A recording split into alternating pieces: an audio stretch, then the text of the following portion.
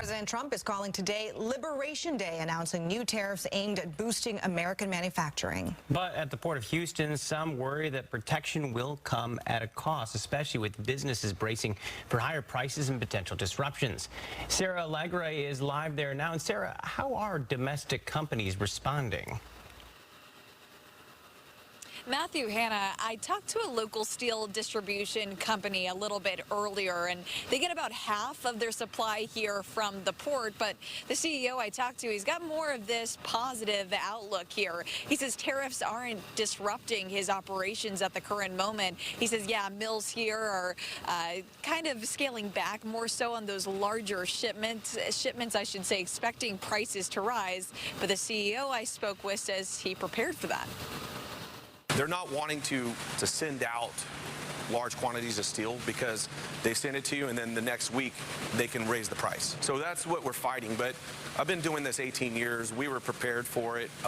We were excited for it. And so that's why I invested $2 million in raw steel before Trump took office. Now, if I hadn't done it, that same steel is worth $2.6 million.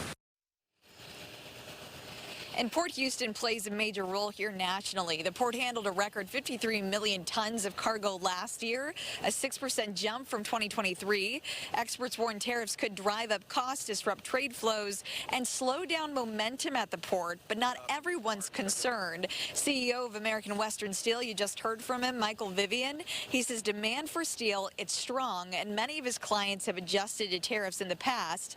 And with Port Houston seeing continued export growth, including 8% jump last year, he believes goods will keep flowing even if costs go up.